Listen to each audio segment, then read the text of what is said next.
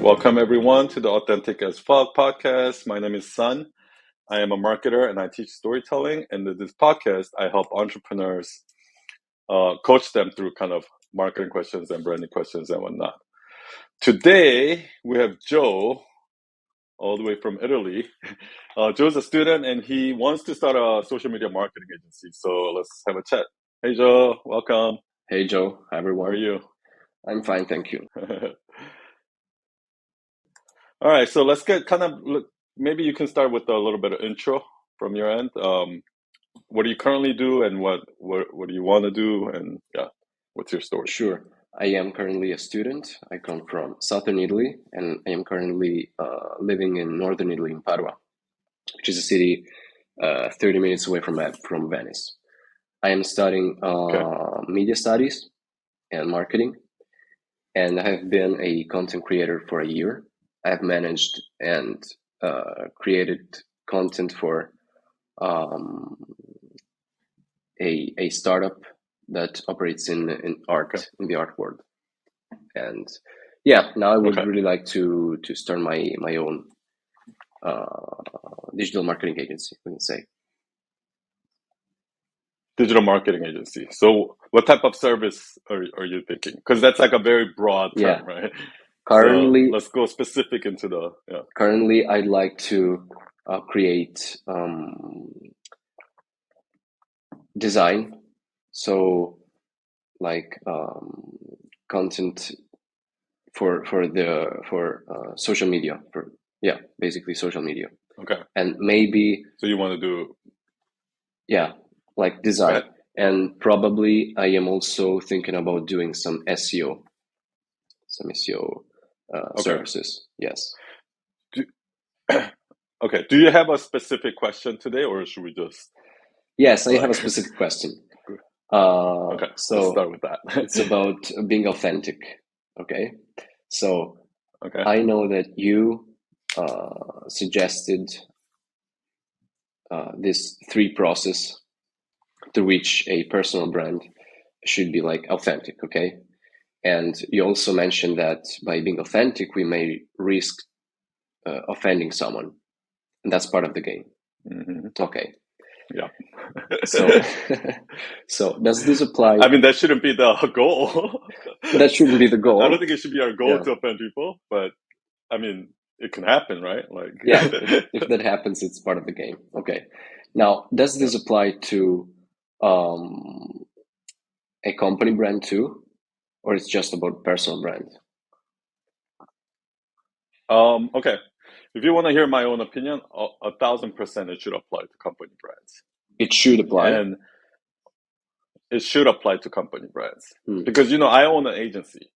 Like Night Owl Nation is not that's my person from my personal brand, but I also own a award-winning agency, and we actually charge pretty much higher than anyone else in that sector. Okay. And one of the reasons why is the authenticity. Okay. Do you understand what I mean? And a lot of people don't realize this, right? I worked in a corporate night. I worked in a company called Cablevision. Uh, they also own AMC Networks, which is like the AMC channel, like Walking Dead. Like so, it's a huge company with Hmm. 30,000 employees, right? Oh, okay. In that company, I worked as a tech support analyst, meaning my job was to fix computers, right? So like if the if the CEO of the company is having problem like with his printer, Okay. I'll go there and fix it. Like that was my job, okay? So on a daily basis, I would go into like people's desk or office and like fix their computer. And while I'm fixing them, they're sitting right there, so I'll have a conversation with them. Hmm. And one day, like I went to this executive, like a VP's office. I was fixing his computer, and he was talking about smoking weed. Okay. And then he was at the temp, so I started talking about it too. And then he was asking me if I can, get weed for him. If you could, I'm So sorry. that was like a shock, like weed, like marijuana. Okay. Okay. Like, Okay. so I was like, that was like a shocking moment because this is like a 60-year-old executive. Okay. And he says, yeah, like when like his kids are in high school. And he says, yeah, like sometimes like when me and my wife like to take a walk and smoke a joint or something like that. I'm like, Holy, so that's, and I've seen cases like that over and over and over again. And what I realized is that at the end of the day, we're all humans. Hmm. I don't care if you're the president of the United States or CEO of Microsoft. I don't give a fuck. You're all human. And at the end of the day, what I realize is that with these people, the more authentic you are, the more you're going to get them to open up. So Hmm. a lot of times this is how business works. Like I was taught at an early age that, business like is all about don't show them your hand. Like, don't give them everything, right? You gotta, and they're always like, they got a gun pointed under the table and like at each other. And it's like this battle of like, you know, like unspoken, like passive aggressive thing. That's what I thought it was. And I was a partner at a different company before Night Owl. Hmm. So that's exactly what I was taught. And then it completely turned out to be false. Because when you're actually honest with your clients and when you're being totally authentic, what happens is they let down their wall. You know what I mean? Like, here's a good example. Like this one time, this executive like of this company came to our office and we were sitting down and we were having a conversation. Um, and and it was like it was like this like very corporate type of, it's like, hey, how are you? And then so using words like, oh, ASAP and all that shit, right? And then all of a sudden I blurted it out by accident, like, because she was showing me a design, and she was showing me one of the designs that their designers did, right? And I was looking at it, I was like, that looks like shit. But like it accidentally blurred out. And at that moment she started laughing. And it just completely broke the ice. And she's like, yeah, I agree with you. Do you Okay. understand what I mean? Yes, yes. So a lot of times what I notice is that clients have this wall up, and almost every entrepreneur and every client, they're so scared of showing their weaknesses that even with the vendor, even with their own web designer, they're gonna like hide information from us. And they're gonna make it seem like, oh, our business is perfect, and our business is like, oh, we won these awards, our employees are awesome, we have a great culture, like our clients love us. It's not the truth. No business is perfect. Every business that I've ever worked with, when I go in and dig in deeper, it's a fucking hot mess. You know what I mean? So you So should what I also need have to do is haters. Like you should also have haters not somehow. necessarily haters. I mean, you mean that company? Yeah. I mean, obviously they have clients who's not happy. I'm sure they have employees who's not happy. And like, it's not, no company is perfect. Like, no family is perfect, right? Yeah. But what ends up happening is if I'm trying to help you with marketing, I need to know all of your strengths and all of your flaws and weaknesses.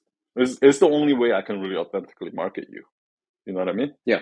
But if they're hiding all of their flaws, it's going to be hard for me to get through to that. So what I really need to do is like, here's a good example. Let's say a company is like, oh, we're all about customer service. We're all about our customers, right? But let's say I had a conversation with their customer service team, and the director of customer service is like, what? Our customers fucking hate us. Like, do you know what I mean? And let's say we branded the entire brand around customer service.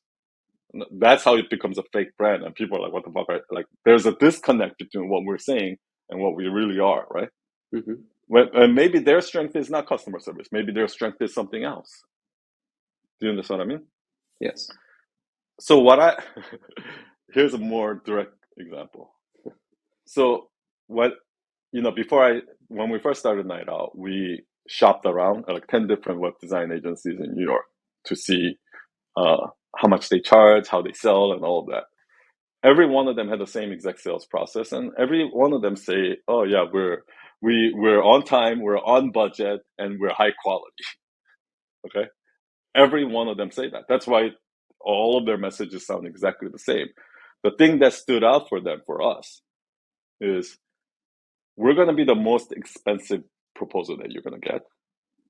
We miss deadlines all the time because a lot of times in the middle of a project, we realize, oh, we did it wrong. We can do it much better. And we learn from it, and we extend deadlines all the time. But I can guarantee you're going to get the best website if you hire us. Okay. Doesn't that sound much more believable? So if I went to every fucking agency, and every agency told me that, and then except this one is like, oh, we miss deadlines all the time, or we're expensive. Mm-hmm. Like, who do you think they're going to end up hiring, right? If they care about quality. Or you can go the other way. No, we're not going to give you the best. You're definitely not going to get the best quality. But we're going to get it done fast, and we're going to get it done cheap. Okay. Right? And the people who care about that is going to go there. But this whole on time, on budget, and like, that's bullshit, and nobody believes that, And that's why authenticity works.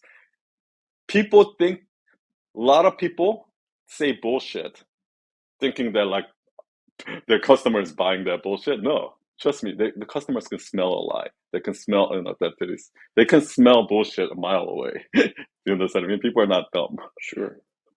So yes, in corporate brands, definitely necessary. So the reason why I'm asking you this is because I am creating content for my Instagram page, okay, for the IG page of my. It's not a personal Yours or brand. your clients?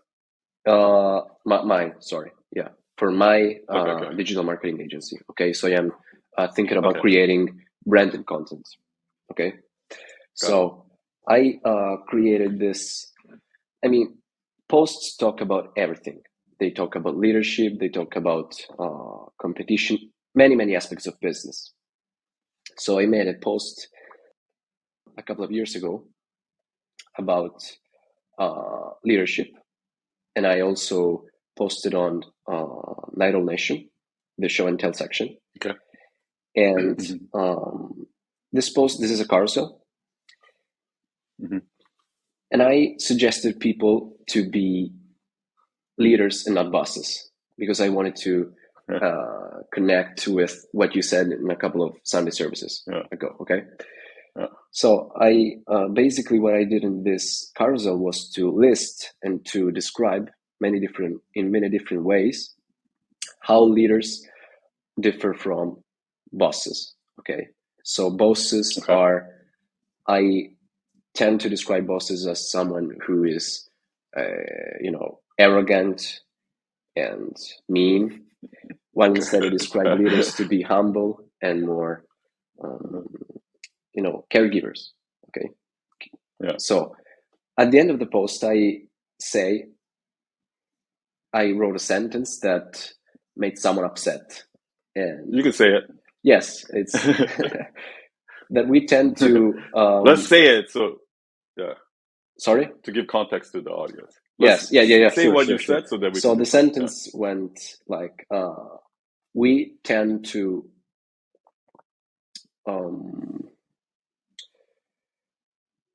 Sorry, I don't remember like the word. I think it has something We to tend do to with confuse like courage, right? Yes, we tend to confuse bosses with leaders and leaders with pussies. Okay, so with people that are weak. So I use the word pussy, and this made many people upset. And there was this fabulous person that wrote a comment and that criticized me, quote unquote, the usage of my word. Okay, so I was thinking, should I change the word? Because I mean, I really care about my free of thinking. Yeah. And if I change that word, it goes against myself and against my willingness of being authentic. So this is the reason. So I will not change the word. Let me ask you this. Yes. I'm glad you came on because I saw that on Circle, Okay. but I didn't have time to reply to it. But let me ask you this: would you say that word in front of your mom?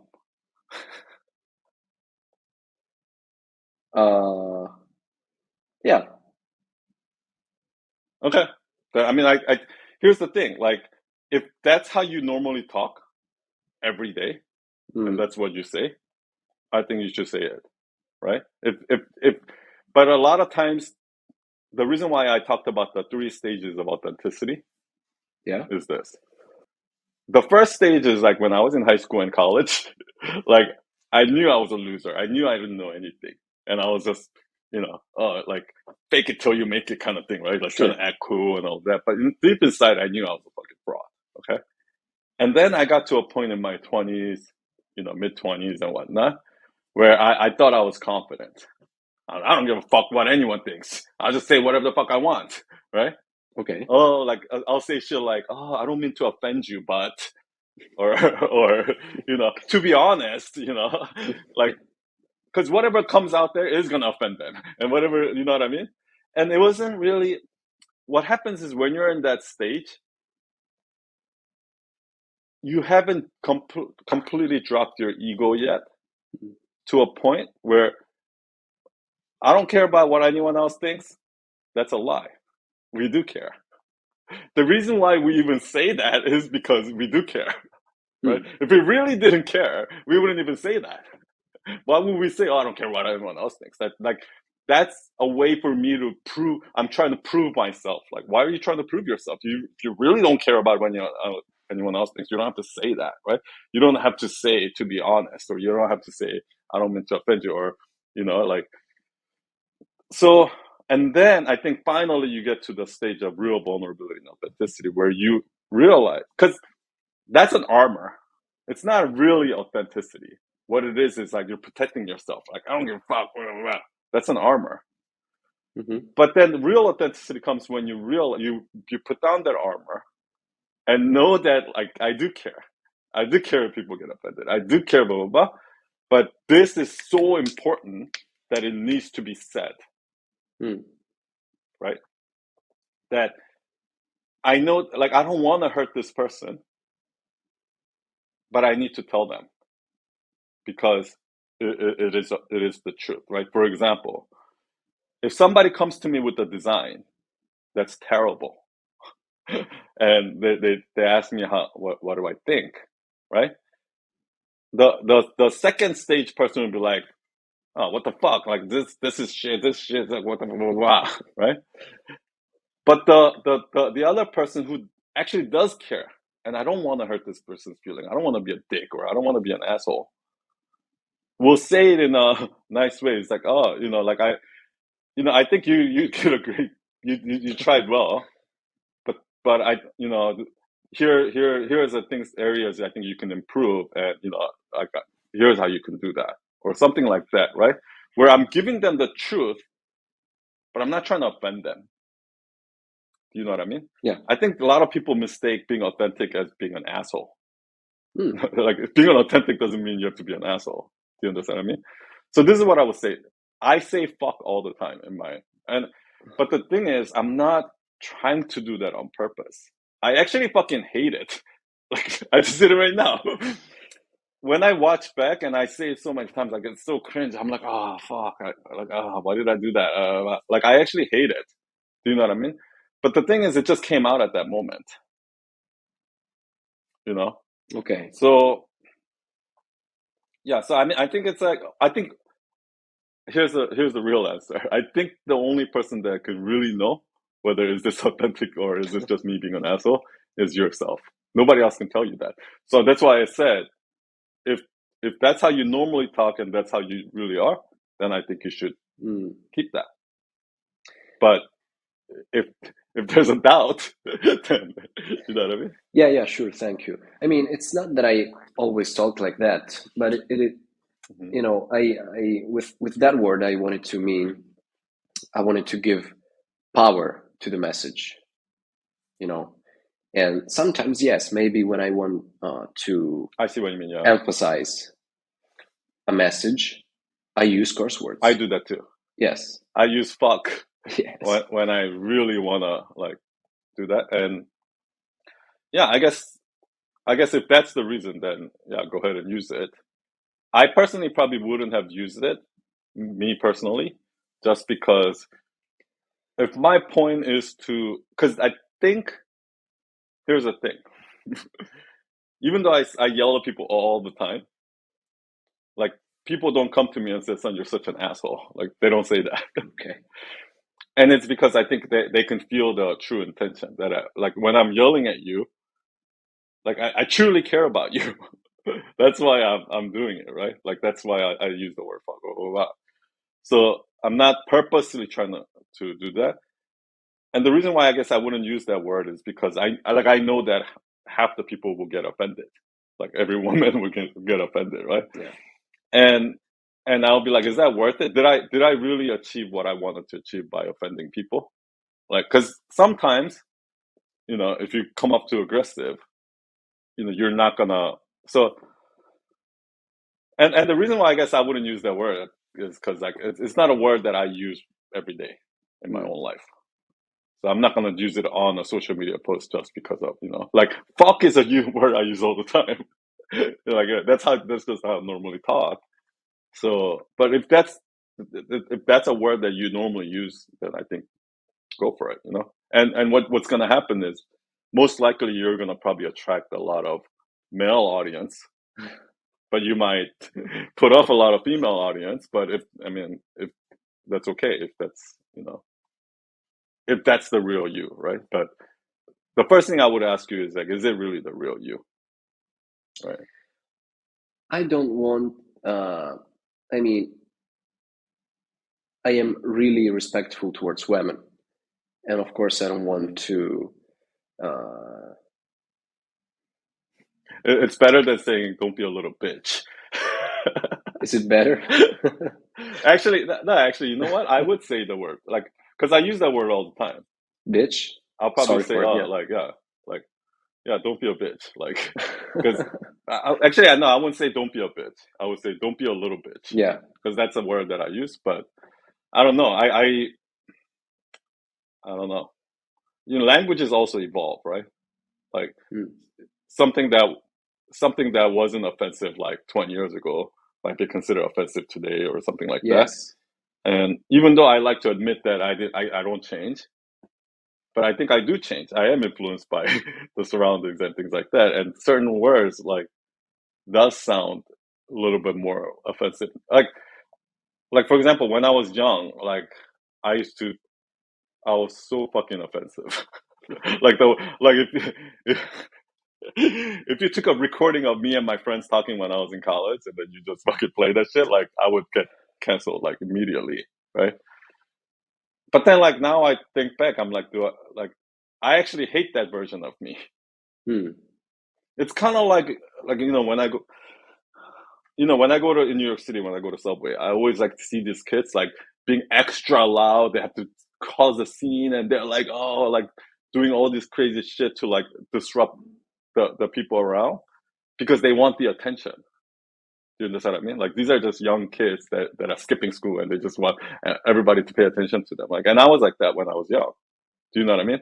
But now I look at it and I'm like, how fucking immature is that? Like, Mm-hmm. you know what I mean? So, so, so I guess there are words that I used to use that I wouldn't use just because, you know. But I'm not gonna tell you what words to use or what words Oh not yeah, to of use course. Maybe because maybe it will change too. that would be censoring. Yeah, yeah. But I think you just have to do it, and then you got to feel it out. I think deep inside, this is what I always say about vulnerability and authenticity. Nobody can tell you whether you're being authentic or not. Nobody can know. The only person is yourself. Like for example, I go to a meeting, and some like my boss would like you know make some stupid joke, right? And then like we're all of a sudden we're like like fake laughing like that, and then right after I'm like I I feel a little bit of me just died because like I just betrayed myself, right? Like so we know when we're being inauthentic. And the only person that knows is us. Nobody can really tell us whether we're being authentic or not. So, Yeah. So also, does that make sense? oh yes, sure. Also, I thought about coherence. Um, I thought about From talking to you right now, it doesn't seem like you talk like that no, no, I don't. though. I mean, just That's probably what threw them off. Like here's the thing, right? mhm. When I was young and I was dating, like before I got married, when I was single, like when I was really young, I was always the nice guy, right? The nice, the friendly, like and I'll get friend zoned all the fucking time, right? Okay. and then over time I learned that like I can't be like that from like in the beginning. I have to, you know, I can't just be a nice guy. I have to build some sort of attraction, right? And I have to I have to show like what I used to do is I would talk to girls and I would pretend like I'm not interested in them. I would pretend like, oh, I'm just trying to be your friend. Mm-hmm. You know what I mean? Oh yeah, like what movie do you like? Like trying to be their friend, right? And hoping that over time they'll like me. That shit doesn't happen, right? Yeah. But then as I grew up, what I had to do is I had to show my interest right away, right? I had to, and when you're talking to a girl where you're coming from the place of okay, I want a intimate relationship, I want a romantic relationship with this person, versus I want a friendship with this person. The way you approach it and the way you talk, the way you that chemistry, that everything is going to be different. Yeah. Do you understand what I mean? Yeah. Sure. So what I realize is that when you come off as a friend, trying to act like a friend, like innocent, like that, they're gonna put you in that friend zone. Yeah. And then all of a sudden, if you try to make a move, they're gonna be like, "What the fuck are you doing?" It's not consistent with your previous behavior. Yeah. But then when I come off as like, oh, I only want you. I don't want you as a friend. I actually want to date you. That's like if you come like that from the beginning and you start hitting on them from the beginning and you start act like talking like as a romantic partner from the beginning, then when you do make the move, it's consistent. Yes. Do you understand what I mean? Yeah. Yeah. So Sure. that's the inconsistency that I'm feeling right now. Like Mm-hmm. I feel an inconsistency between how you know how you talk versus that post. And that's kind of like probably why they were shocked. Okay. Because if you were that guy that was like, oh, the fucking pussy, blah, blah, blah, you talk like that all the time in a small group meeting, and then all of a sudden you put that out, they're gonna be like, that's what they expect from you. Okay. Do you understand what I mean? Yeah. Yeah. Yeah. Sure. I will think about it. Okay. I will think about it. Yeah, But, yeah. like maybe here I am a little bit formal, but another aspect of me is that I usually use black And humor. sorry, Yes. I don't wanna. I'm not judging you for that, by the way, No, no, because absolutely. This is no, no. I was like It's that okay. all the way till I was 30. It's okay. It's okay. It's okay. You know what I mean? No, but I mean, I also accept So like this. Really, thank you for it. Um, yes, I was telling you. I also use sometimes black humor, and okay, with like dark humor. Yeah. yeah, dark humor, and sometimes with it I manage to build uh, deep bonds with people. For Okay. instance, Yeah. maybe in the United States is a little bit Certain people that will taboo. get those kind of humor. Yeah. Yes, probably, yes. I mean, in the United States, maybe this is a little bit too taboo. But for instance, I have a few friends here that are black friends, and I call them Mhm. with the N word. And this, I Okay. mean, we also joke about this really a lot Hmm. of times. And I mean, they always smile. And I mean, it's I don't know, I don't know. I have to think about it. I guess that's one of those things like where I think there's a difference between um, authenticity Hmm. and privacy. Hmm. I mean, just because I'm authentic doesn't mean I'm going to share every little detail of my life with you. Do you understand what I mean? Okay. There's going to be a certain part of my life that you know nothing about, right? Hmm. So, you know, that's why like authenticity doesn't mean you're sharing everything, but yeah. So I mean, though, I'm actually with you. I'm actually. I mean, maybe I'll get canceled for this. But I'm actually with you in because I have a lot of black friends, and I grew up in like I didn't grow up in, but I in my early 20s, Yeah. like I lived in like a neighborhood like right next to the projects where I knew a lot of black people, and like you're right, like most of them like knew me, so they didn't really care. I mean, I never used the N word or anything like that, but I guess yeah, I mean there are certain insider jokes that I tell with friends that I would never tell publicly, right? Like Okay. things like that. So I mean I don't think authenticity means like But I'm with you there. Like I'm against any kind of censoring of any speech. I Yeah, don't want like it's one thing for me to not say it because I choose not to, but it's another thing when somebody's forcing me not to say a word yeah, or forcing me to say a word. Like I don't believe in that. That's a slippery slope because then who decides what's right and what's wrong? Who decides what's offensive and what's not? yeah. You know? It's a society thing, but yeah, I don't want to go Yeah, too exactly. too deep in political discussions or but yes, basically, Yeah, that's what happens. yeah. I'm a huge proponent of free speech because Yeah. like I grew up in South Korea where Mm. like North Korea is like probably the one of the most authoritarian states, if not the most authoritarian state. And I know how people are in North Korea. Like people self censor themselves. Like if I'm against a regime, right? I cannot say that to my own mom. I can't say to my mom that I'm like fuck Kim Jong Un Yes. because I'm afraid that my mom will actually report me. Like that's the kind of society that they live in. And it's a slippery slope from where we are now with this fucking cancel culture where people are self-censoring themselves. It's only a few steps away from when I have to lie to my own mom because I'm afraid that like I'm gonna get canceled or I'm gonna get reported. Like that's fucking bullshit, you know? Yeah, I agree on that. I agree on that. We Well, have to I think we have to be a better society as, by and it has to start from the bottom up, mm, meaning we have to fight bad speech with good speech.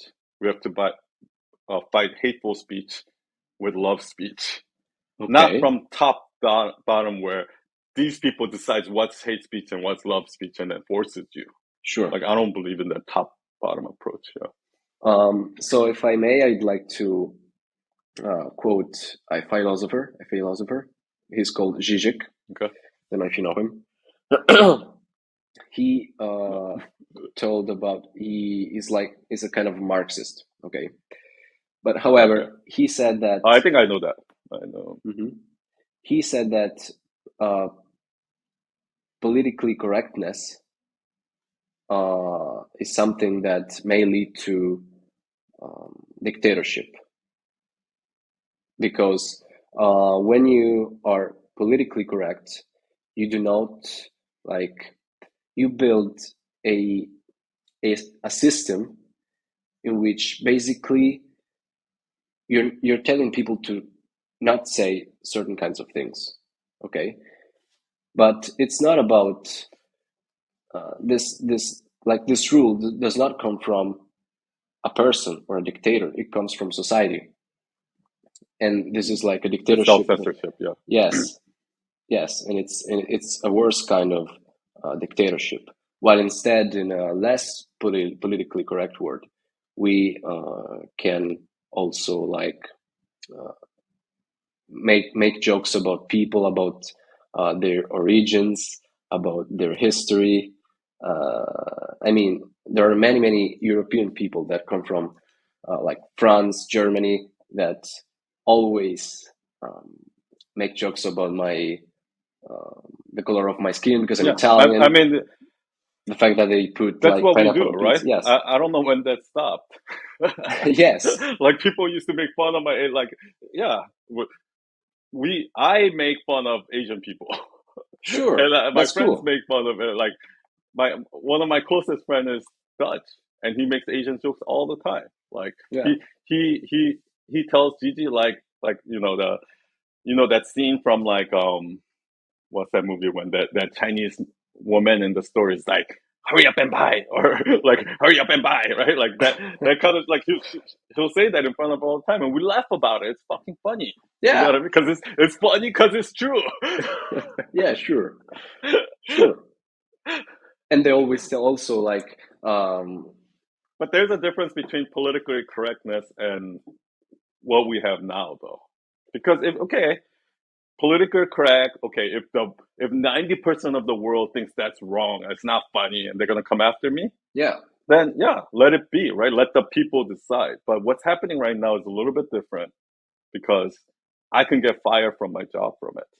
Yes. I can lose my YouTube channel. I can get canceled. I can lose my career.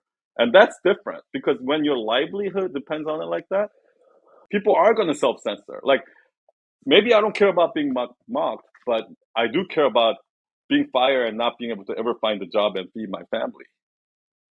So, of course, I'm going to self censor myself, right? Mm. That's bullshit. That's what's going on right now. That corporates actually got involved in, like, that companies got involved, that the government got involved, and that the fucking social media companies got involved. They should not be getting involved in this discussion. Sure. Well, I would think about it, and I don't know. I'm thinking a lot about it lately because I don't know if I don't know if I have to change that word, because changing it, I mean, it may go against myself. I wouldn't be happy Yeah, changing yeah, it. yeah. I don't know. And we're gonna make mistakes, right? Like, Sure. I Yeah. might say something that I don't mean. I might say something that I thought I mean, and then years later decide that okay, that was wrong, or and that's okay too, right? People will people will always forgive you for making a mistake, but they'll never forgive you if you purposely lied to them. Do you know what I mean? Hmm. So I admit I was wrong all the time. Do you know what I mean? Okay. Like, I don't have to be like, if I feel that every word I say today, I need to stand by it tomorrow. Like, I'll never say a word Sure. You're because who knows? Maybe I'll change next year. I'll change you're 5 years from constantly now, right? afraid. Yeah. Like, exactly. So I can't worry about that. I just gotta say what I gotta say, and then if I was wrong, I gotta admit that I was wrong. Okay. You know, Sure. that kind of gives you a freedom, right? Like that's why like the Night Owl Manifesto is like, be a beginner, be a nobody. Like, Hmm. if I'm a nobody, I don't care if I say something wrong. I'm nobody. Like, I'm not an expert. I'm not. I didn't say I know it all. You can You know what always I mean? apologize. Yes. Exactly. I can always say I was wrong. Okay. Perfect. So if I can ask You you, feel better? yeah, yeah, I feel better. I don't think I'm gonna change it though. I don't think. No. Yeah, I mean, Probably I will then apologize if, leave it if you. Yeah. yeah, yeah, I will probably And apologize and if I in the think it's future. there's a cultural thing too, because I have a close friend in Italy too, and I know that, you know in Italy it's a lot less PC than here, right? Like, we are a country where everything is about race, everything is offended, like, Hmm. but I know that in some European countries and some Asian countries, not like that. So it's also cultural, and we like, I respect the cultures too. Yeah. What about South You know what Korea? I mean? Oh, South Korea is one of the most racist people in the world. My parents are so fucking racist. Okay. Like, I mean, like, but it's accepted there. Do you understand what I mean? What is So it's accepted? not the same thing. It doesn't, like, those kind of racism, like making racist jokes, like, and saying things like, like in Korea, for example, a lot of people are not open to gay marriage, or like, Hmm. like, a lot of people are still very taboo about, like, the LGBT community, and to me that seems weird. But I can also see why Koreans are not like that, because they live every day in a place where they're not. Like, it's kind of like how we were like 50 years ago. Uh-huh. You understand what I mean? So I can understand where they're coming from, and I'm not gonna fucking judge them because their culture is not like that. Most likely, whoever are you that are judging, if you fucking grew up in the same exact culture and same thing, you would most likely be also like that. So don't judge other people, like, like, thinking your way is like the only correct way, and everyone else is like, you Hmm. know, evil or something like that. Like, that's such a dangerous place to go, right? When you start thinking like, oh, I'm better than you, like, I'm Okay. more Sure. righteous than you. Like, that's such a dangerous place to go. Hmm. So also with Marwa, do you know Marwa? Yeah, Yeah. yeah. Oh, you So know Marwa? yes, she is the leader of my small group, and Mhm. yeah, she said that, Oh, okay. for instance, she doesn't really like this kind of curse words, and in her culture, this is something really offensive. And but Oh, yes, okay. it Yeah. depends on cultures. But they're very religious, right? Because it's They're very like, religious, but here yeah, too, it's a reli- yeah, maybe in Italy we also tend, like, maybe not in cities, but in the countryside they tend to be really religious. But at the same time, they, and this especially in the country, yeah, the countryside, they used to curse against God. I don't know if that happens in the United States, but here in Italy, it is really a cultural thing, even though they are I really thought religious. everybody in Italy were Catholic. Yes, and that's the fun thing. We are all Catholic, but also we curse against God. It's like in every sentence, especially here in Veneto, the region where I live in now, Mhm. they, in every word, they yeah, they say God this, God that, and Mhm. yeah, Oh, okay. I it's, see what you mean. I see. yeah, Like goddamn or something like that. something like that. Yes, yeah, Yeah. that's quite strange. Yeah, I think Yeah. it's a little bit different though, because Hmm. in Italy, there's still like Italy is not a Catholic based country. Not a You know Catholic what I mean? based. Yeah, like even though yes, they're predominantly Catholic, Hmm. but I don't think the culture it's not as deeply rooted in the culture as it is in like Muslim countries. You Hmm. understand what I mean? Yeah. So I noticed that in Muslim countries, people are very like I had I had a Muslim roommate, and he'll never say the word fuck. So he'll be like, "What the fudge?" Or like, you know what I mean? Like it Yeah. was very serious. Like he took it very seriously. So um, yeah, I think it's a little bit different. Yeah. So and I do respect the cultures too. So I mean, when I'm speaking, when I say authentic, maybe maybe this will help. Hmm. Being your authentic self doesn't mean you're in isolation and it's just you. Like we live Okay. in a society where we have to work with, you know, other people, right? Mm. So what I consider my authentic self is it's a negotiation between what I would do 100% if I was living in the earth by myself, nobody else, versus like it's a negotiation between me and right because if it was just up to me, why don't you just walk around naked? Why do you wear a suit to an office, right? Hmm. Because you're making a negotiation with society, saying that I'm gonna, you know, I'm gonna give up certain things to please the society. But then here's where I draw the line, where I don't like. So it's always a negotiation between you and society. It's never your authentic self is not just you in isolation. Do you understand what I mean? Sure. Yeah. Yeah. Yeah. I never. I've never thought of it Never that thought way. of it that way. Yeah. Yes. Oh, that's what I do. Yeah. So you do it pretty well. Yeah. Also about yeah, negotiation. Yeah. And this is I think and you'll learn that more and more as you grow older. hmm. You'll realize like, okay, what are my core values that I'm not willing to Mm. negotiate versus, like you'll learn that over time. And that pisses me off sometimes.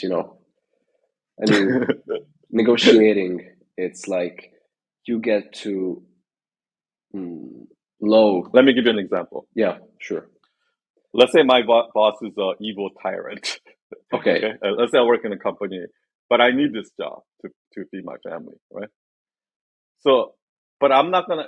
If I was 100% authentic, I'd be like, "Fuck you, boss," and leave, and like now my kids can't eat, right? But the negotiation way would be, okay, I'm gonna give in to this boss, and then I'm gonna go, plan my escape plan where I interview for new jobs and blah blah blah, and get a new job. And then once I get a new job, then I'm gonna be like, okay, I found a new job, and then I leave, right? That's me Hmm. negotiating with the society rather than just being 100% authentic me. Because if it was 100% up to me, I would just quit and fuck you and just leave. Do you understand what I mean? Yeah. Okay. So there's a good example of negotiation, right? Mm. If I have to negotiate, I will have to change the word then. I mean, like yeah. I don't think I don't know. Yeah, I don't know if I believe in that whole Steve Jobs thing where Mm. you know you change the world to your vision. I don't know if I agree with that. You don't agree with that? No, Mm. I actually believe in like me just like I think we all humans like all of I think of like this entire universe or like at least like on the earth as Mm-hmm. like it's I think it has like a universe has its own consciousness. Mm. That's and I don't think it's for me to decide like I'm gonna like like who the fuck am I? I'm just a little blip in this earth that fucking lived it for 100 years, which is nothing in a you know Sure. across the Sure. universe. Like I'm nothing, right? What am I? That's like thinking that like there's this little ant that's gonna change the world. I'm like, who the fuck are you? You're just one of the million ants that I can just step on. That's all you are. Yeah. Like that's how I see myself. So it's about being humble, let's say. Yeah. I mean, like you should know from our manifesto, right? Yeah. Yeah. Not to know it's about not I being a feel like this is perfectionist. going into like very philosophical conversation, which we've never done in this podcast, but it's interesting. Maybe this can become a because I always talk about marketing, business, blah, blah, blah, all that Yeah. shit. But then in my own personal time with my friends, with my pot smoking like Yeah. Yeah. like conspiracy theory friends, like we're constantly talking about more philosophies and more deeper topics like this that has nothing to do with business, right? But it Yeah. kind of relates like indirectly. But yeah, I don't think I've ever like had this kind of discussion publicly on a Okay. podcast. What about instead being a perfectionist? Uh, I think I am a perfectionist. And from what you say, You are a perfectionist. yes, I think I am. Okay. I don't know if this is a good thing or a bad thing because about the posts that I'm creating, I have been creating them since like the end of 2020, but still I haven't posted them because I am waiting for creating enough posts to Mhm. um, like schedule all the posts every day. Like I So am. that it's because you're not negotiating. It's that's you being Mhm. authentic and not negotiating with reality, right? With So reality. this is what I say. Hmm. The fact that you're a perfectionist, that is the truth, right? That's your personality, Yeah. right? For example, like the fact that I I have to say the truth is part of Okay. my personality. The fact that I'm very emotional and passionate. That's there are certain things about my personality that makes me who I am, that makes me great at my job. But those same exact characters, personality traits, also hurts me in other ways. Hmm. Do you understand what I mean? And I know that about myself. For So for instance. example, I'm such a giving person. Like I would go on a coaching call that they pay for 30 minutes. I'll stay there for 3 hours, like trying to help them, right? Like Okay. or like I'll take on a project where they pay $20,000 or something like that. And I'll spend three times the hours, and like it'll actually end up costing us $60,000. Right? I do shit like that all the time, and it's one of the reasons why when you look at our websites or when you look at our work, it's vastly different level than the average, right? But at the same time, I know that that hurts me because I'm losing money every day. Hmm. Like, fine if I had a billionaire parents who can fucking pay for me, but otherwise I'm gonna go in the streets and become homeless, right? So I have to negotiate with reality. Okay. So that's why I have Gigi in our business. Okay. And Gigi's job is to be, you pay now, invoice, chasing money. You know what I mean? Like when it comes to 30 minutes max, son, it's time to get off the phone. Like Okay. I I need that balance because I know that my strength, your strength, and your weakness is two sides of the same coin, Mm. right? Like the fact that I'm so passionate and so like into my work makes me also impulsive and emotional, which Mm. is bad for business, right? So there's a like there's a ups and downs to each one of those personality traits. The thing is to know, to be aware of what personality trait I have, how does it benefit me, and how does it hurt me, and then manage it, right? And the way you can manage it is by setting up a process so that for example, I need to set my calendar in a way that after 30 minutes the Zoom call just ends by itself, so I can't even do anything. Okay. Or somebody will like just invoice that person the extra hours, or set up a like, so you can set up processes in a way that those weaknesses won't hurt you, Mm. but you can still get the most out of your strength. And so I don't worry about. I'm naturally a perfectionist too. I'm naturally very passionate. So I don't sit there and worry about, oh, if I do this, maybe I'll lose my passion. Or maybe if I do this, I'll be a less perfect. I don't worry about that Mm. because I'm already naturally like that. Like I never have to worry about me not being a perfectionist. That's so Okay. what I actually have to worry about is me just fucking pushing it out, even though it sucks. Because no matter what, my natural personality will always try to make it perfect. Okay. You know So you're not for solopreneurs. what's that? You're not for like solopreneurs. Oh no, I'm all about solopreneurs. Actually, like like my dream is to become like Joe Rogan, where I'm making like $100 million a year with one employee. Okay.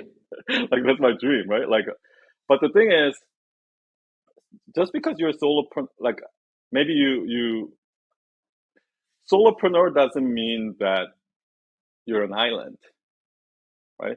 It's actually the opposite.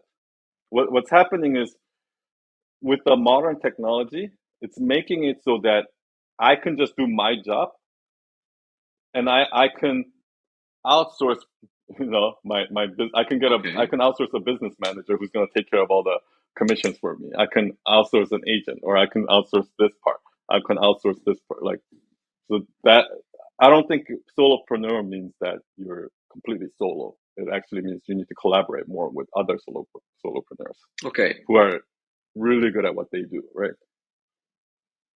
So you have like Gigi that is like a counterpart of yourself. Yeah, yeah. But you can do it without a counterpart. You just have to set up a process. Like for example, maybe you have to set up a process if you're a coach and you keep going over the hours. What I would do is I would set up a software where like every hour it automatically bills them, so they Okay. see it, right? Or like if I do too many revisions, Hmm. I'll set up a process where I'll use a software every revision it bills them, Okay. or some sort of an automatic process, so I don't have to personally do it. Because Hmm. if you left it to me, like I would just go broke. Okay. Yeah, and in fact, So so recognizing is number one. Like recognizing that my strength is also my weakness is step one. yeah, and also Okay. this perfectionism is holding me from actually starting the page Yeah, because I I'm gonna give you a good tip that might help you. yeah, thank you. Your perfectionism should come from, you want a perfect Instagram. Just say, you might think of it like this: you want a perfect Instagram account, like 1 year from today. That's your goal. Okay. Okay. So a year from today, when I go to your Instagram page, like you want it to look perfect. Okay. That's your goal. Okay. But that doesn't mean today it has to be perfect, right? The way you're gonna get there is by you're gonna slow, like what you're doing with like your because obviously when you first start working on the post, it's not perfect, right? Over time, it gets perfect, right? Yeah. But so think of it like that, at some point you're gonna keep working on the social media page. Like you're gonna keep uploading garbage, a little better, a little better, a little better, a little better, a little better, a little better, a little, and a year later, those posts are perfect. Okay. Do you understand what I mean? Yeah, yeah, sure. So think of it like that. then maybe it's going to be easier to get rid of your perfectionism, because a year later, when somebody goes in your Instagram feed, the post that you post today, nobody will ever see it. The post that you posted a month ago, nobody will ever see it. Yeah. Do you understand what I mean? So it's about being a doer also.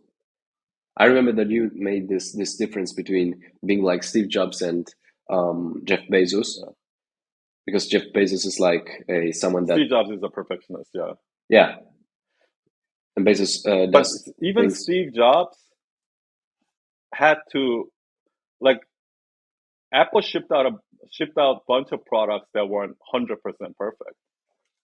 You know what I mean?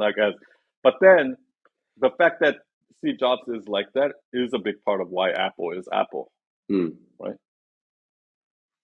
But I would say this, right? Quality comes from quantity. Yeah. Like, quantity is what leads to quality. Like, I go back to my first post on Instagram right now, like my first carousel I made. I fucking spent 6 hours making that. Like, I was like, oh, this is perfect. It's perfect, right? And now I go back, I'm fucking embarrassed. Like, I go back to posts that I made a year ago and I'm embarrassed. Because I've improved that much from that time, that when I see it now, I can see all the things that I wrong. But back then, I wasn't smart enough to know that I was doing it wrong. So, yeah, maybe that's another thing that'll help you. Is like, whatever you think is right today, next year you're gonna look back and realize how wrong you were. Like the word puss. Check out this book called maybe maybe or maybe not. Who knows? Check out this book called Being Wrong. It's a book that tells you that pretty much as humans, everything that we ever thought to be true turned out to be false. We thought the Earth was flat. We thought the Earth was the center of the universe. We thought, like, all these things that we thought to be true. We thought Big Bang was the start of the universe. We thought the universe wasn't expanding. Like, everything that we thought was true turned out to be false. So what makes you think that what you think today is actually true? Right? That's another that was like another concept that was freeing for me. That it's okay, I'm wrong. Everything that we ever did was wrong. Yeah. You know what I mean? Yeah, sure. Never thought of it that way. Again. Yeah. And it's kind of like, if I were, how my tagline is, I never thought of it that way. If 2 years ago I sat down and tried to come up with the perfect slogan, I would have never, ever, ever came up with that. How I ended up with that slogan is, one day I saw somebody comment, I never thought of it that way. Yeah. And then I saw it again, and I was like, oh, that's kind of interesting, and then I was talking to one of my clients, and the client knew that in my tag, because based on that, I changed my tagline to I never thought of it that way. And the clients knew that, and the client's like, I never thought, like, exactly what you did. They were like, I never thought of, oh shit, like I was about, so it just became naturally, it's the thing that I naturally always make people say, and I didn't know that back then. But I realized it by putting content out there. So I guarantee you, whatever you come up with right now is going to be wrong. And the only way you can find out that what's right is by putting out the content and just getting the feedback from people. It's about practicing. Okay. Yeah, probably we'll start tomorrow. I don't know. Looking forward to it. I'm going to give you one last tip, advice. Sure. Do you have any other questions, by the way? Um, I'll save my advice for the end. Okay. I have a question if I can. If it's time. Yeah. There's time. Okay. So, 2 Sunday services ago, you said something about innovation. Okay. Quoting Warren Buffett, you said that great or however successful companies do not try to innovate. And I was really curious about that point of view, because instead I've also listened to many people saying that, do you know the lean startup process? Yeah. You have to like Well, make let me give research you an and example. yeah, sure. What I mean by this is this. Do you think Apple is innovative? When Steve Jobs, I'm sorry for saying this. When there was Steve Jobs, yes, maybe yes. Yeah, Nowadays, I don't back in know that. Steve Jobs' day. When Apple first came up with the Macintosh in 1984, Yeah, do you think that was innovative? It was the first computer that ever used a mouse. yeah. Before that computer, there was no computer that used a mouse. Everything was a terminal that you have to type in and it gives you a prompt. That's how it worked. First graphical user interface computer was the Macintosh. I mean, first mainstream one. Okay. Okay, right? Um, do you think Henry Ford was innovative? Henry Ford is the one who said, if I ask the customers what they want, they'll say faster horse, Yeah. right? Okay. Right? Not right. So do you think Henry Ford was innovative? Mm, now, before your answer, yes, I think it was innovative. Because what a lot of people think is Macintosh was the first graphical user interface. Mm, Henry Ford was the first car, right? okay. Like that the Alexander Graham Bell, that was the Bell company was the first telephone company, right? They're like, wow, innovative. It's the first, like they created something that's never like NBC with the TV, right? But here's the truth. Before Alexander Graham Bell patented the telephone, there was actually an Italian inventor, like 30 years before that, who invented the telephone. What Graham Bell did was it took that concept and created a network so that it can actually go into people's homes. And he's turned it into a product that's mainstream. It wasn't an innovative thing. It just took the next right step to make it available, right? Same thing with Henry Ford. Like Mercedes came up with the first car. Like Benz came out with the first car. They invented the first car. And like 40 years later, Henry Ford took that and created a manufacturing process so they can pump out cars a lot. And it actually turned it into a useful thing. Also with the Apple, mouse, yes. Steve Jobs went to Xerox PARC and saw the GUI interface. But it was terrible because you know how in the Macintosh you can open this window and you can have another window open behind it at the same time. This one you open a Word, and if you want to use a different app, you have to close that app and then you have to open another app. That's how it was. And if you want to scroll from here to here, you couldn't just scroll diagonally with the mouse. You would have to scroll like this and then scroll up. So yes, the innovation was there, and Steve Jobs saw the innovation, but what he did is he made the incremental step and made it better. And even then, what he came up with this computer called Lisa, which was $12,000, Yeah. and nobody bought it. And then eventually he came out with the Macintosh at under $2,000 because he came up with the manufacturing process to make it cheaper. So is it really innovation, or is it the right next increment to? Do you Mm, understand what I mean? yeah. So if you look at all successful, what you believe is an innovative company, it wasn't really innovation. It was that they all just took the right next step. Do you If I can understand what I ask mean? you, yeah, sure. If I can ask you, what about the iPhone? That's,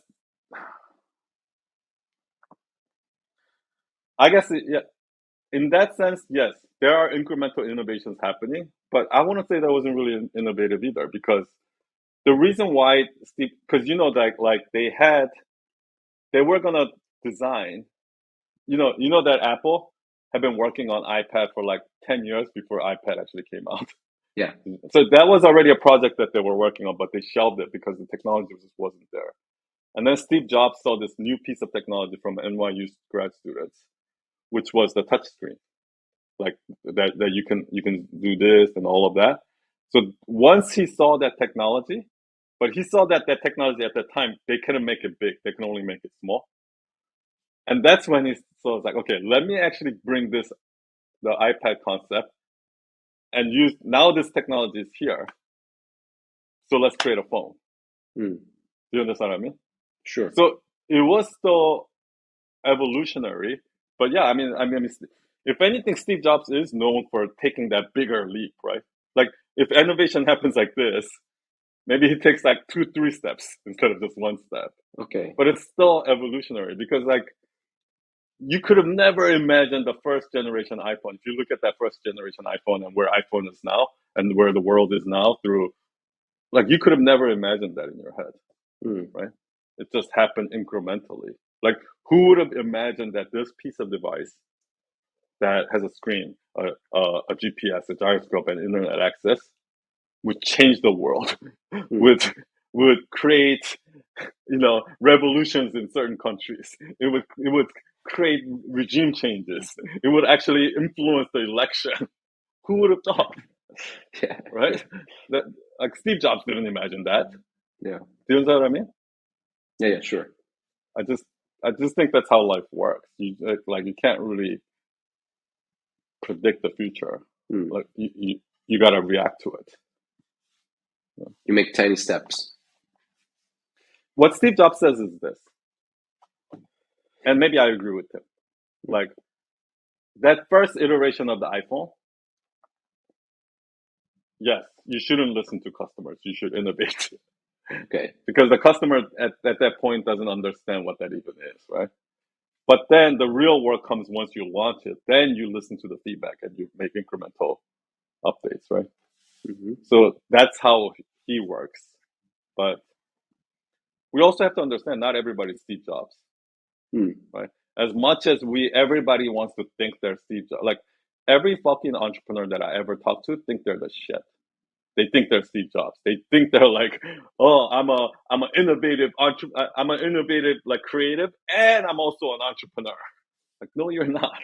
Okay, there's only one Steve Jobs. There's only one Elon Musk, and you're not it. Like, if you were, we would know by now because Elon Musk and Steve Jobs were already doing amazing shit when they were 20. Do you understand what I mean? Yeah. Yeah. Sure. So, so let's let that dream go. Like the people that are really the next Steve Jobs and really the next Elon Musk, they're not sitting there going like, "Oh, I'm the next Steve Jobs." They're not thinking that. They're sitting there just fucking focusing on the project that they're interested in. That's what they're doing. Yeah. You know what I mean? Sure.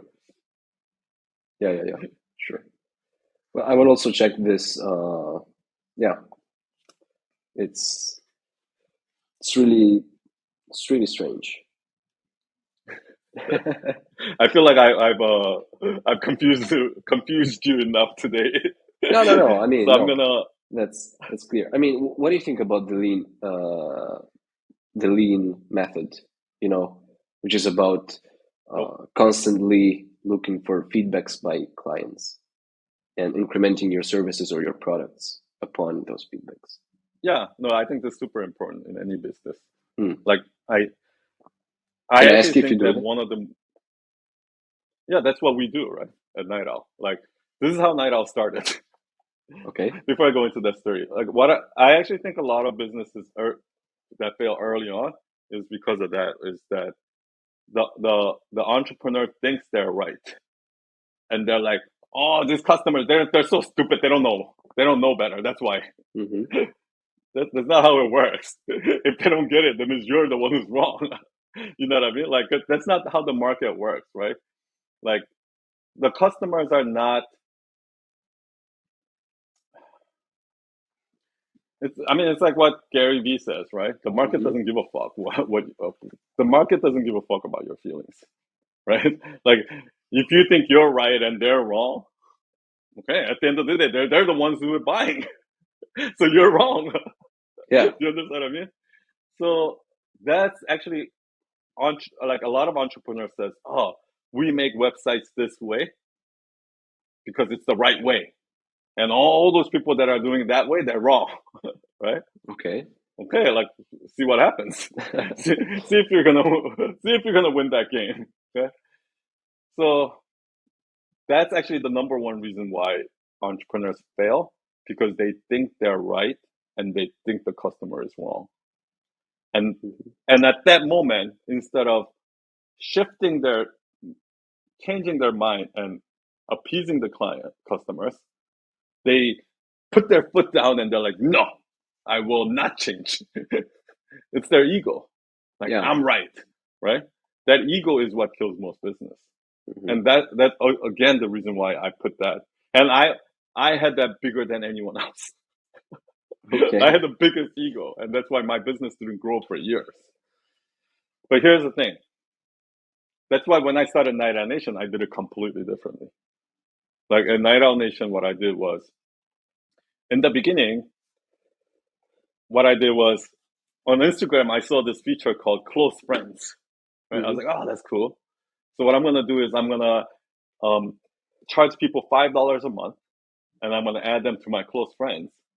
And every day when I'm making website for clients, whatever it is, I'm just gonna show behind the scenes of what I'm doing. So you get to see behind the scenes of what I do for $5 a month, and I post it on Close Friends, and that's how it started. Okay, and then people signed up, blah blah blah.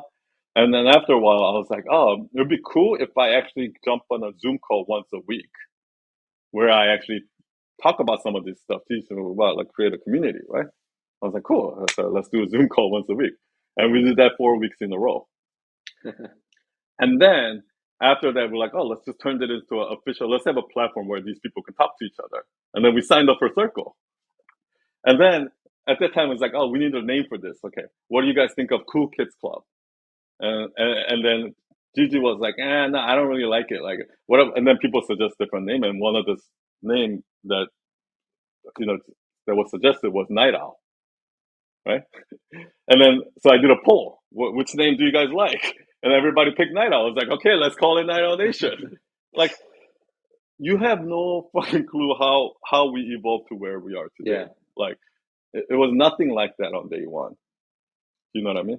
Like, sure. and then after a while, I'm like, oh, people are not showing up, and they're not really, it's they're not really active. It's like, but then at that time, I happened to listen to this podcast from this pastor who's talking about small groups Hmm. in church, and I was like, oh, that's so interesting. Let's try that. So we tried it, and then the first time we ran it, it was a hot mess. It wasn't, people were leaving small groups, blah, blah, blah, and then we fixed it over time, little by little by little, and it got to where we are. Hmm. And even now, there's a lot of flaws that we're constantly working on. But I think business is not about building. I think it's about trying one thing and then fix it, and then try another thing and then fix it. Like, I think business is constantly fixing, and you might not really understand it right now, but 5 years from now, when you've started your own business and blah, you look back to this episode, you're gonna be like, oh shit, someone's totally right. Sure. Okay. So authenticity also takes time too. Yeah, Maybe trying to use the pussy word, maybe like a step. And if I yeah, find it right, exactly. That's why I want you to go ahead and do it. yeah. You know what I mean? Yes. Okay. Because it's the only way you can learn. Yeah. Whether Sure. you know what I mean? Sure. Uh, Thank yeah, you. make mistakes. Don't be afraid to make mistakes. Are you ready for my last advice? Yes, you were talking about this last advice. Yeah. Sure. Okay. Before you said you want to do social media, SEO, blah blah blah blah. Hmm. I highly, highly, highly. Okay, what kind of clients do you want? Like, I don't what know. would be your ideal client? I, Would it be a personal brand or a company brand? Big companies, small companies. You know. company brand. Okay. Possibly average sized or big companies, not Okay. small companies. Okay. So what's going to happen is what you're going to realize is a lot of people, freelancers, start out saying that, oh, we do this, we do this, we do this, we do this, we do this, right? And what ends up happening is um, they cannot get above a certain thing because the only company that would need social media and SEO are like small companies. Okay. You understand what I mean? Once you get to a certain size company, they Mm, have an SEO guy already. You know what I mean? They have okay. a social media manager already. Mm, What they want is somebody who can just write the copy, right? mm, Or just design it, okay. right? So at a certain size company, they're looking for specialists Mm, that like the one that's amazing in design, the one that's amazing in copy, the one that's amazing in just SEO.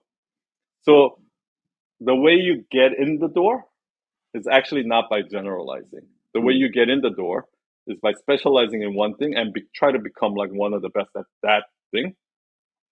And the way you become one of the best at that thing is once you've done an SEO project 5 times, now you're an SEO specialist because you can go there and you can like, okay, we did this on this client, we did this on this client. Sure. And that's what happened to us. Like in the beginning, we did everything. And we kept attracting these startups who needed a logo, brochure, website, social media template. Like they needed everything because they're new. They're startups. Or like a restaurant that's like, oh, we need a logo, we need a menu, we need a website. Like those are the ones that need those stuff, right? But then when we got to like working with Spotify, like Spotify has an entire team. They just want a WordPress specialist to come in and do this, right? Mm-hmm. So, or American Red Cross has an entire team. They just need somebody who specializes in this technology to come do this, right? So what we realize is that, sorry, yes, go ahead. So what ended up happening is, in the beginning, we've done a couple of hospital websites, and all hospital websites use similar backend software, right? So let's say on the website, if I want to book a appointment or something like that, on the backend it has to go through a CIS system, which is called clinical information system, and it has to go in there, right? And we knew that system inside out, and all of us were also HIPAA certified, because you can't work on a hospital system like that has patient data, because patient data is very confidential. In order to work on this system, you need this certification called HIPAA, right? Mm-hmm. So when we were interviewing with these hospitals, we were the only agencies that had familiar working with that system, and we were the only agencies that was HIPAA certified. Our competing agencies were not. So who do you think they're going to hire? They have no choice but to hire us, right? Mm. So that's how it became. And then once we started working with personal brands, like when Gabby first came in, that was the first one, right? And if that was it, we would have never gotten it. But what happened is Gabby introduced a few more. And now we've done some big personal brand websites. And then what I found is, oh shit, all of these personal brands, they all use Infusionsoft. They all use this. They all, like, you know what I mean? There's like the basic things that they all do. And also once we've done that, now if a client comes to us and they're a personal brand, and let's say they're doing that thing, I'm gonna go to them and be like, okay, I know exactly what your open ratio should be if you have 100,000 people in your mailing list. I know what your open rate should be if you have 1 million people in your mailing list. I know I can tell you exactly what, if you're doing well on par or you're doing worse. I can tell if your conversion rate is too low. I can tell you that, oh, your system with Infusionsoft is messed up right there. I can tell you all of that thing even without you telling me anything, because I've been doing personal brand websites for so long. You know what I mean? And once you're at that level, like, there's no competition. They cannot hire anyone else but me. Okay. Do you know what I mean? Sure. And what about when you said that agencies are not for small businesses? Because small businesses tend to like create the logo themselves or manage Facebook or Instagram ads themselves. So what do you mean? I mean, you said, if I'm not wrong, you said that like SEO services are more used and preferred by small businesses, right? No. That's not what I said. Okay, sorry. Okay. If you're a full service agency where, let's say you do design, let's say you do brand design, you do web design, you do SEO, and you do social media marketing and social media management, right? If you do all of that, and those are the agencies that small companies hire. Okay. Because the small company needs all of that. Do you understand what I mean? Okay. But a bigger company already has a logo. Okay. They already have a brand guideline. They already have a social media manager, right? They already have maybe social media marketing, but maybe the only thing they need is SEO, right? Okay. They're not going to go to you. They're going to hire do everything. Okay. They're going to go to a person who only does SEO and has done 10 SEO projects. Do you understand what I mean? Okay. Sure. Does that make sense? Yeah, that's what I meant That does by make sense. Yeah. don't. Yeah, and then once you gain a certain amount of credibility through that, then you can expand. Then you Mm-hmm. can add on services. You Okay, understand what I mean? sure. Yeah. Okay, okay. Well, I will remember this, of course. Thank you a Yeah, lot. this is a good talk, man. Like we went to philosophy and then back Yes, to to marketing. business and marketing was Well, it's a nice. pleasure It to was a pleasure chat for with me you. too. Thank you for coming on, and hopefully I'll see you on Sunday. Sure. Thank you for receiving me, and thank you to Gigi also, and thank you to both of you. Cheers, brother. Bye. Bye bye. Bye, everyone.